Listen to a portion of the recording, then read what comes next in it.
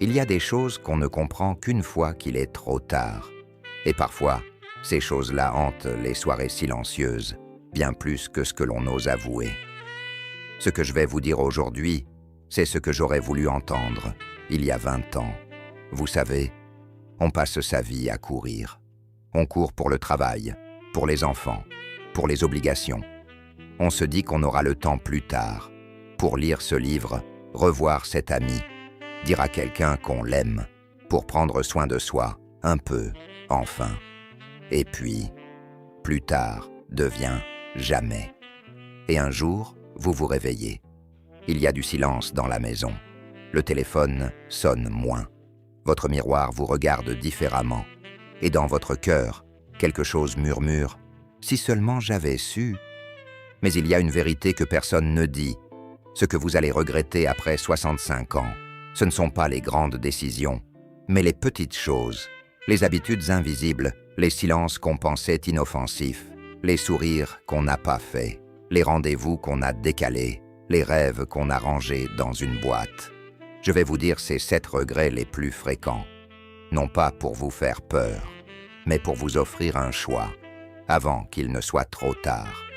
Alors, bien sûr, on pourrait commencer par les conseils classiques, ceux qu'on vous répète à longueur de journaux ou dans les brochures de la pharmacie du coin. Mangez équilibré, marchez tous les jours, gardez le moral, prenez soin de vos articulations, dormez bien, faites des mots croisés. Oui, tout ça est important, mais vous le savez déjà, n'est-ce pas? Vous l'avez entendu 100 fois, et pourtant, il y a encore ce vide, ce sentiment diffus que quelque chose manque, que quelque chose s'est perdu en route. Et ce n'est pas une vitamine ou une promenade de plus qui va le combler. Vous avez suivi les règles, vous avez coché toutes les cases, travaillé dur, élevé une famille, payé vos impôts, pris soin des autres. Et maintenant? Maintenant, vous vous asseyez parfois dans votre salon, seul, avec un café tiède, et vous vous demandez en silence, et moi, dans tout ça, qu'est-ce que j'ai vraiment fait pour moi? 7 regrets qui reviennent encore, et qui, si vous les écoutez aujourd'hui, peuvent changer votre histoire demain. Pas des conseils, pas des slogans, juste la vérité, celle qu'on n'a pas osé vous dire avant. Je ne les ai pas inventés, je les ai lus dans les regards, entendus dans les soupirs, vus dans les gestes hésitants d'hommes et de femmes qui auraient voulu, mais n'ont pas osé, pas à temps. Alors, on va les regarder ensemble, un par un. Et vous verrez, ce n'est pas trop tard, tant que vous écoutez, tant que vous respirez, tant que vous sentez que quelque chose, là, au fond de vous, réagit en ce moment. Vous êtes vivant. Et vous pouvez transformer ces regrets en leçons. Elle s'appelait Marie-Claire, 68 ans, mère de 3 enfants, grand-mère de 5 petits-enfants. Et toute sa vie, elle s'est occupée des autres. Elle était de ces femmes qu'on ne remarque pas dans les journaux, mais sans qui le monde ne tiendrait pas debout.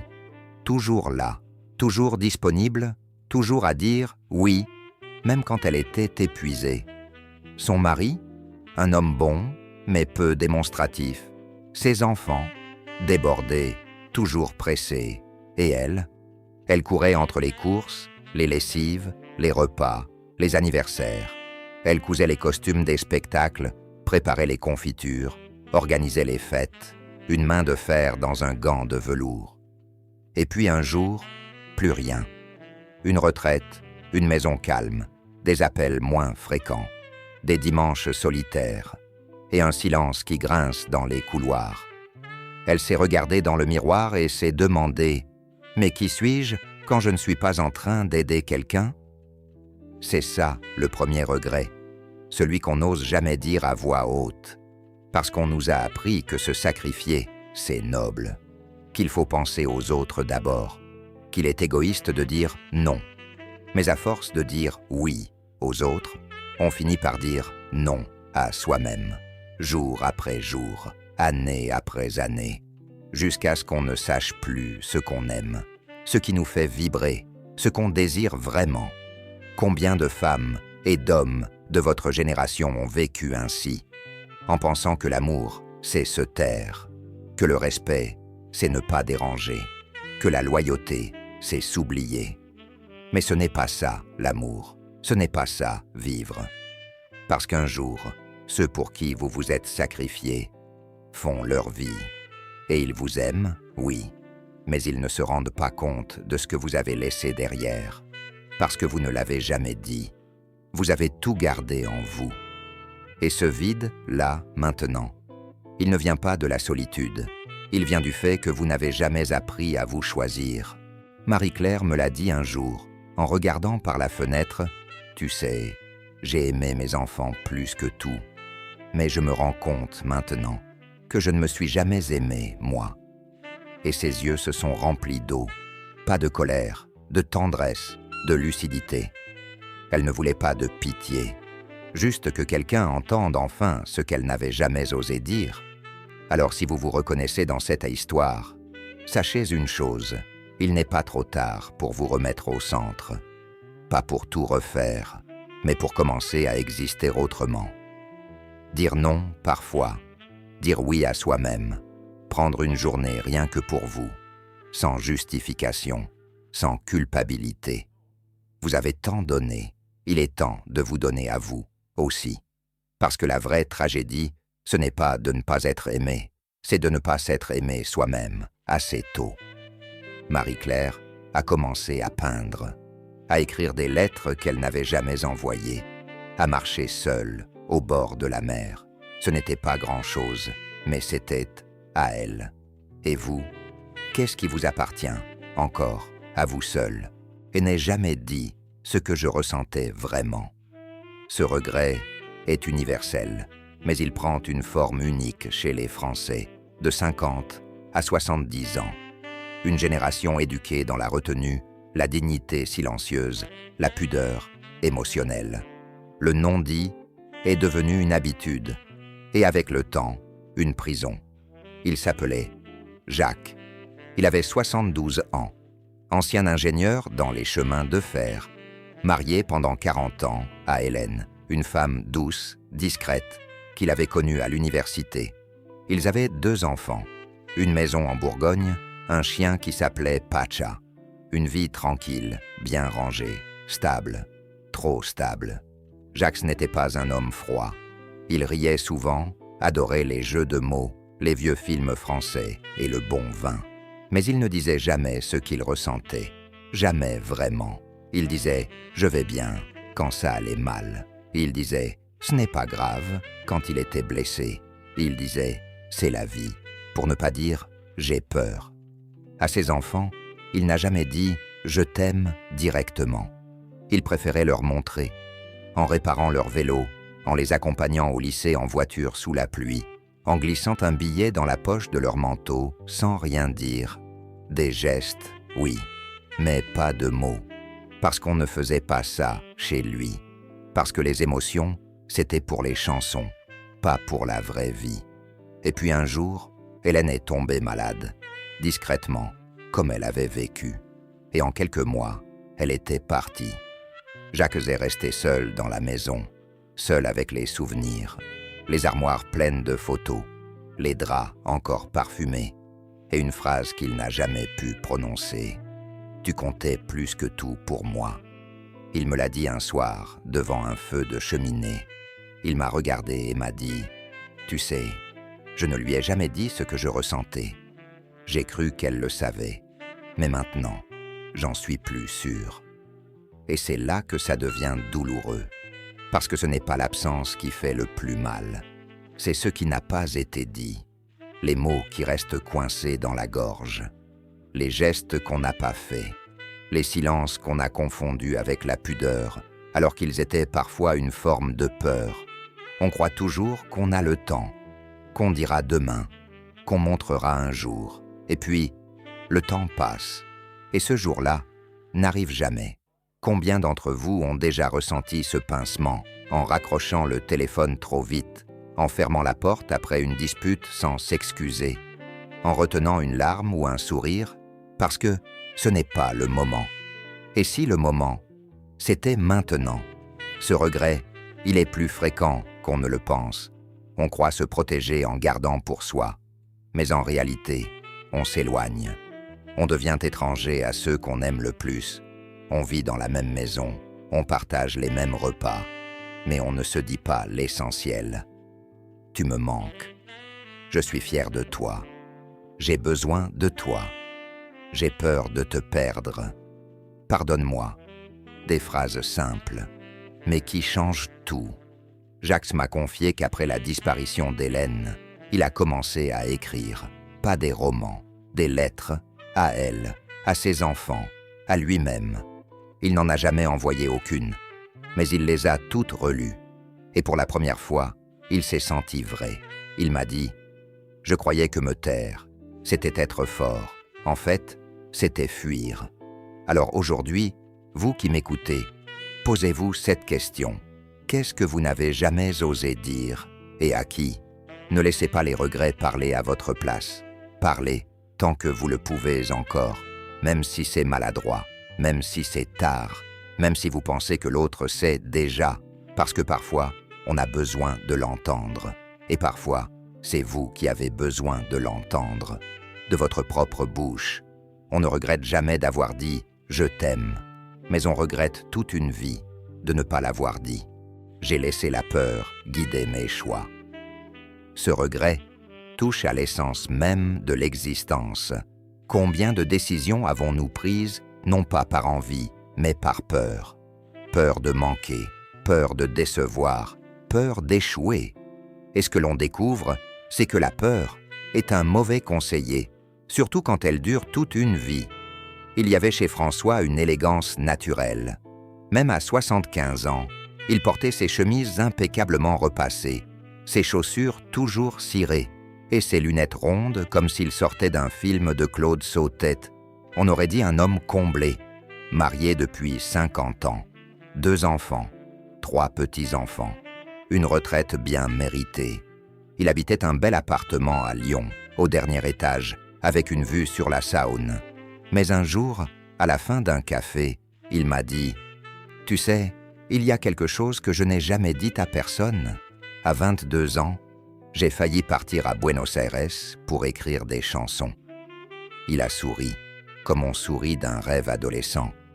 Mais son regard, lui, ne souriait pas. J'avais tout préparé. J'avais économisé. J'avais même un contact là-bas. Et puis j'ai eu peur. Mon père m'a dit que c'était insensé.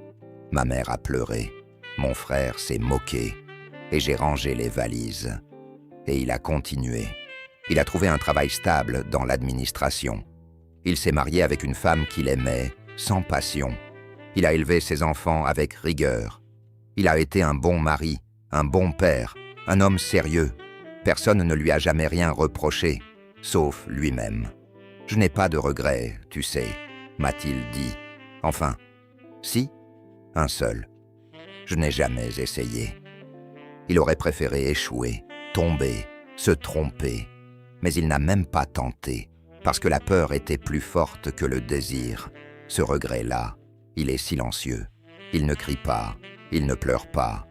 Il s'infiltre doucement, chaque fois qu'on entend une musique qui nous bouleverse, chaque fois qu'on croise un regard qui aurait pu être celui d'une autre vie. Il se loge dans les silences, dans les soupirs qu'on ne remarque même plus. On dit souvent, ce n'était pas raisonnable. Ce n'était pas le bon moment. Mais en réalité, on sait. On sait qu'on avait juste peur. Peur d'être jugé, peur d'échouer, peur de sortir du cadre. Et le cadre, il est confortable. Mais il peut aussi devenir une cage. Combien d'entre vous ont rêvé d'écrire, de chanter, de voyager, de changer de métier, de partir, de dire non à ce qu'on attendait d'eux et oui à ce qu'ils portaient en eux? Et combien n'ont renoncé parce qu'on leur a appris que rêver, ce n'est pas sérieux. François n'est jamais parti à Buenos Aires, mais il a gardé toutes ses chansons dans un vieux cahier. Des chansons qu'il n'a jamais osé faire écouter. Il me les a montrées. Et c'était beau, poétique, vrai. Je lui ai demandé pourquoi il ne les publiait pas aujourd'hui. Il m'a dit « Parce qu'au fond, j'ai toujours eu peur, même maintenant. Mais ce qui me fait le plus mal, c'est que cette peur, je l'ai transmise à mes enfants sans le vouloir. Et c'est là que tout prend sens, car ce qu'on ne vit pas, on finit parfois par le léguer. On lègue le doute, l'hésitation, la prudence excessive. On croit protéger, mais on transmet la peur. Alors, si vous écoutez ceci aujourd'hui et que vous ressentez un pincement, ce n'est pas un hasard. Peut-être que vous aussi, vous avez laissé la peur guider vos pas. Peut-être que vous avez construit une vie solide, mais pas libre, mais vous êtes encore là. Et tant que vous êtes là, il n'est pas trop tard. Pas pour tout recommencer, mais pour oser, pour tenter, pour écrire une chanson, pour faire ce voyage, pour dire cette vérité, pour prendre cette décision que vous repoussez depuis des années. Vous avez suivi le chemin qu'on attendait de vous. Et si vous suiviez maintenant celui que vous attendiez, vous, ce ne sera jamais parfait, mais ce sera vrai. Et parfois, c'est tout ce qu'il faut pour ne pas avoir de regrets. J'ai travaillé trop dur. Et pourquoi? Ce regret est sournois. Il ne se manifeste pas immédiatement. Il arrive avec le recul lorsqu'on réalise qu'on a couru sans jamais savoir pourquoi, qu'on a tout donné, sauf à soi-même. Michel avait 68 ans. Il avait travaillé toute sa vie dans la même entreprise de logistique près de Lille. Il était monté les échelons, petit à petit, avec sérieux, loyauté, discipline. Jamais un jour de congé superflu, jamais une absence injustifiée. Toujours le premier à arriver, souvent le dernier à partir. Il avait reçu une médaille du travail à ses 40 ans de carrière. Une médaille brillante, lourde dans la main et vide dans le cœur. Quand je l'ai rencontré, il venait d'être à la retraite depuis 1 an. Il était assis dans son salon, face à un mur de souvenirs professionnels. Photos d'équipe, diplômes encadrés, trophées internes. Il m'a dit doucement: « J'ai passé ma vie à prouver ma valeur au travail. Et maintenant que c'est fini, je ne sais plus qui je suis. » Michel avait tout fait comme il faut. Il avait épargné, il avait investi dans une maison. Il avait élevé ses enfants en les poussant à faire des études sérieuses. Il avait mis sa passion, la peinture, de côté, en attendant la retraite. Mais une fois la retraite arrivée, il n'avait plus l'énergie, ni l'élan, ni la flamme. Parce que quand on remet à demain ce qui nous fait vibrer, il arrive un jour où demain ne suffit plus. Il m'a raconté les dizaines de soirées annulées, les vacances reportées, les anniversaires ratés pour un projet urgent, une livraison à finir, un client mécontent. Il me regardait droit dans les yeux. Je croyais que je le faisais pour eux, pour ma famille, pour assurer leur avenir. Et aujourd'hui, mes enfants vivent à l'étranger. Ils m'aiment, oui, mais je les vois à peine. Ce n'est pas une plainte, c'est un constat, froid, lucide, implacable. Le travail, dans notre culture, est une vertu. On nous apprend dès l'enfance que la réussite passe par l'effort, par le sacrifice, par la rigueur. Et c'est vrai, en partie. Mais on oublie de nous dire qu'il faut aussi s'aimer, se préserver, s'écouter. Michel n'a jamais pris le temps de se demander ce qui lui faisait du bien. Il avançait parce que c'est ce qu'on attendait de lui. Il courait parce que tout le monde courait. Et maintenant, le calme est là. Mais au lieu de la paix, c'est le vide qui l'envahit. Combien de personnes, aujourd'hui, vivent ce même schéma? Des décennies de dévouement, de dossiers, de réunions, de conflits à gérer. Et puis, plus rien. Le silence. Ce n'est pas que le travail soit un mal. Non. Ce qui est douloureux, c'est quand il devient l'unique centre de gravité. Quand il écrase le reste, la vie intérieure, les passions, les liens. Un jour, Michel m'a tendu un petit carnet noir. Il y avait dedans des croquis, des idées de tableaux, des couleurs griffonnées. Je lui ai dit: « C'est magnifique. Pourquoi tu n'as jamais peint ?» Il a haussé les épaules. Je n'avais pas le temps. Et ce sont ces mots-là qui frappent. Je n'avais pas le temps. Mais la vérité, c'est que le temps, on ne l'a jamais. Il faut le prendre. Sinon, c'est lui qui vous prend. Michel a commencé à peindre, à petites touches. Pas pour exposer, pas pour vendre, juste pour lui. Et pour la première fois depuis des années, il s'est senti vivant. Il m'a dit un jour, si j'avais compris plus tôt que travailler dur ne veut pas dire s'oublier, j'aurais peint tous les dimanches, j'aurais emmené mes enfants à la mer plus souvent, j'aurais ri plus, j'aurais aimé mieux. Alors, à ceux qui écoutent, combien d'heures donnez-vous chaque jour à ce qui vous nourrit? Pas à ce qui vous rémunère, à ce qui vous fait du bien, à ce qui vous construit. Vous avez été productif, efficace, responsable, mais avez-vous été heureux? Ce n'est pas une question facile, mais il n'est jamais trop tard pour y répondre. Et parfois, il suffit d'un pinceau, d'une promenade, d'une lettre pour commencer à vivre vraiment. Et n'est pas vécu assez pour moi. Ce regret n'est pas crié, il est soupiré. Il apparaît souvent tard, très tard, parfois même au seuil ultime. C'est le moment où l'on regarde derrière et que l'on se demande « Où étais-je, moi, dans tout ça ?» Catherine avait 72 ans quand elle a prononcé cette phrase.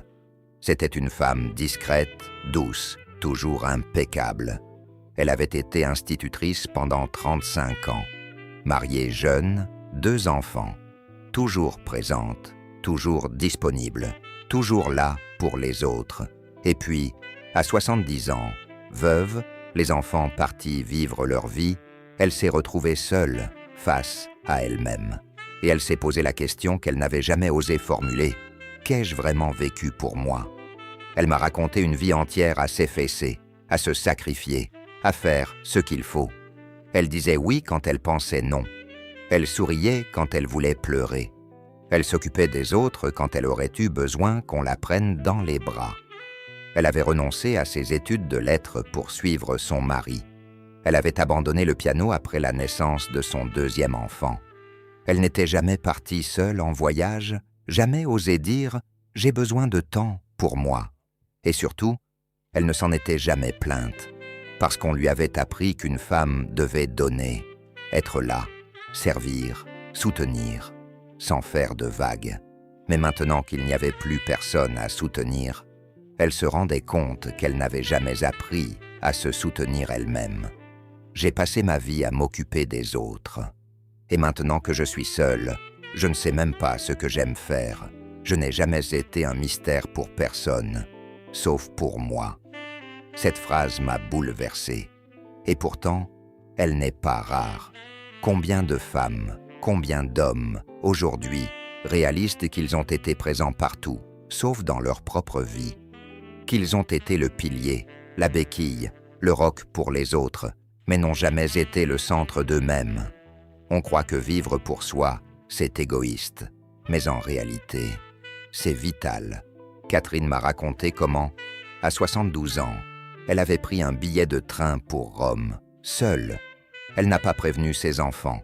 Elle n'avait jamais voyagé sans eux. Elle s'est assise dans un petit café, place Navone, et elle a pleuré. Pas de tristesse, de soulagement. Pour la première fois, elle vivait quelque chose qui n'était qu'à elle. Et à ce moment-là, elle s'est dit « C'est maintenant que je commence à exister ». Vivre pour soi, ce n'est pas tout quitter. Ce n'est pas devenir un autre. C'est, au contraire, redevenir soi. Retrouver les envies étouffées, les passions oubliées, les élans abandonnés. C'est apprendre à dire non. C'est se donner le droit d'être imparfait. C'est s'autoriser à exister, même quand on n'est plus utile. Car vous l'êtes encore, peut-être même plus que jamais. Ce n'est pas un hasard, si ce regret est souvent le dernier. Il rassemble tous les autres. Il est l'ombre portée des choix non faits, des mots tus, des envies refoulées. Il est le prix silencieux d'une vie conforme. Mais il n'est jamais trop tard. Si vous vous reconnaissez dans ces mots, même partiellement, alors sachez ceci, vous êtes encore là. Et chaque jour peut être un début, pas pour changer tout, mais pour vous retrouver, pour remettre un peu de vous dans votre vie. Vous n'avez pas à justifier ce que vous aimez, vous n'avez pas à demander la permission d'exister. La seule chose que vous avez à faire, c'est de commencer. Un pas, un geste, une décision pour vous.